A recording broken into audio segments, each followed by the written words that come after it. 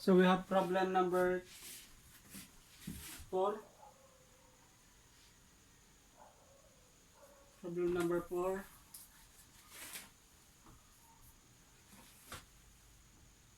dy plus y tan x dx is equal to y squared sec x dx. So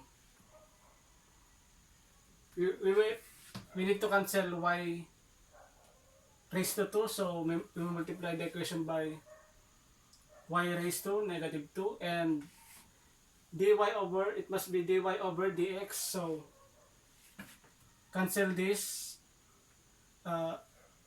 over dx. So dx is in the numerator. I'll put it in the denominator. So multiply the whole equation by y raised to negative 2 over dx. The resulting equation will be y raised to negative 2 dy over dx plus y raised to negative tan x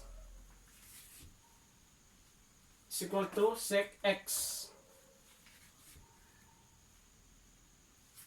So we are now in the standard form of Bernoulli. So we'll now use the C substitution. So z is this one, y raised to negative 1. Z is equal to y raised to negative 1. Then derivative of z is equal to negative y raised to negative 2 dy. Then since we have y raised to negative 2 dy, so equate this to y raised to negative 2 dy. So multiplying the equation by negative, the y dy will become positive. So y raised to negative 2 dy is equal to negative dz. So the equation will be negative dz over x plus tan xz is equal to sec x. So in the standard form of linear differential equation, so the standard form is positive. So this must be positive. So multiply it by negative 1. Multiply the whole equation by negative 1. So the resulting equation will be dz over dx minus z tan x is equal to negative sec x. So we are already finished in step 1. So the step 2 is compute for the integrating factor. So I think p function of x is just remove the z. So we have negative tan x. So e raised to integral of negative tan x dx. So law of trigonometry. So we have, let's use the super hexagon. So sine, cos, tan and cotangent. This is cosecant and secant and 1. So tan is just moves sine over cos x, move going here, or either you can move going up. So tan is sine over cos, or tan is sec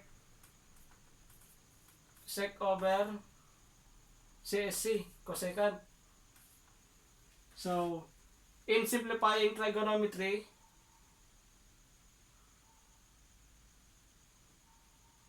you must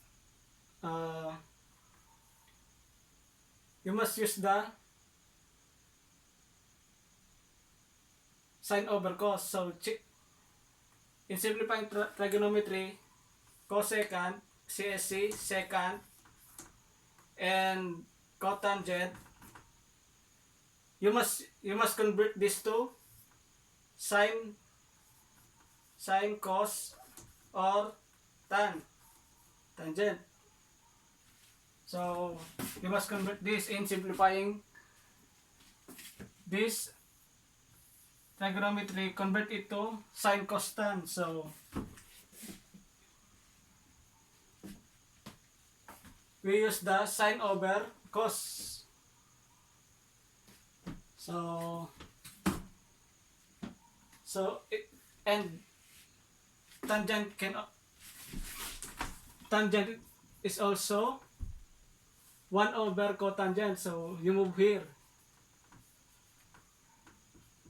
1 over cotangent.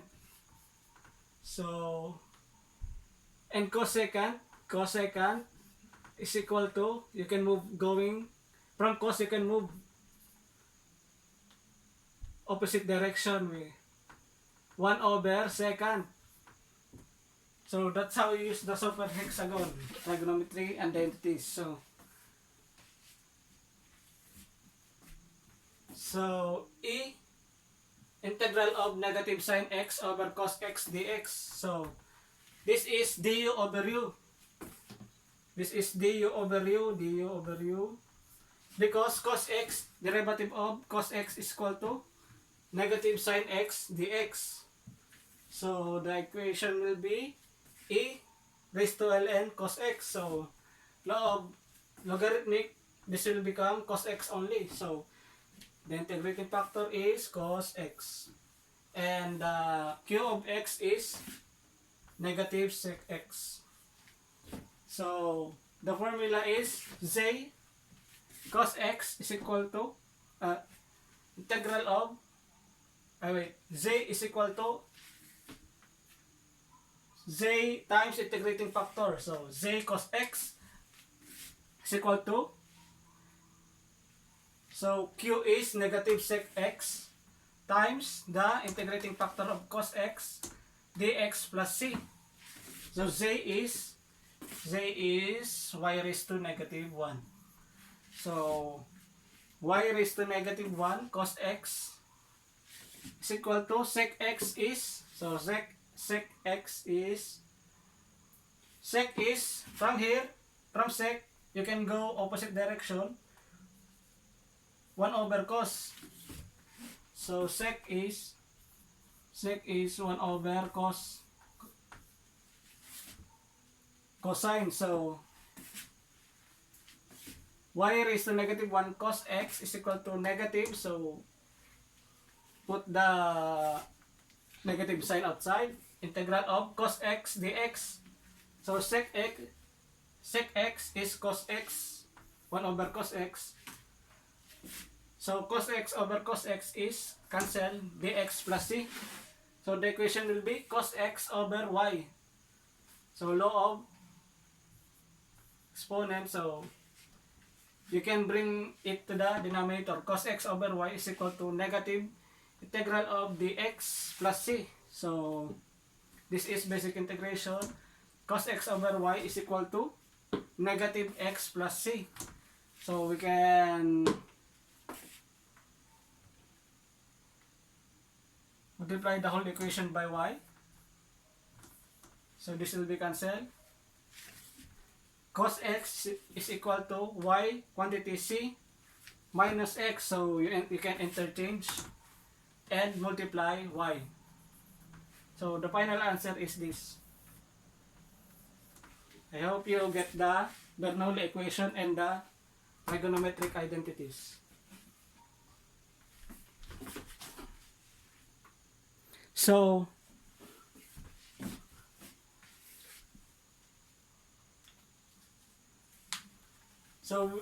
knowing this super hexagon trigonometric identities, you don't need to memorize all the trigonometric identities. So you only need this one. So if I want to know the cotangent is you can move either up or down, or you can move in the opposite direction. So cot is CSC over sec, or you can move down cos over sine. Cotangent is cos over sine, or you can move opposite direction 1 over tan. So cot is 1 over tan. So in simplifying trigonometry, you need to convert the trigonometry into sine cos tan. Okay, remember that. Then sine squared plus, so sine squared plus cos x squared is equal to 1. So then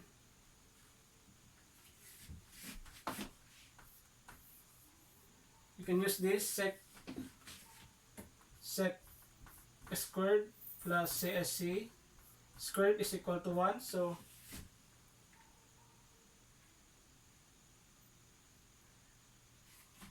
you can look for the trigonometric identities in your books.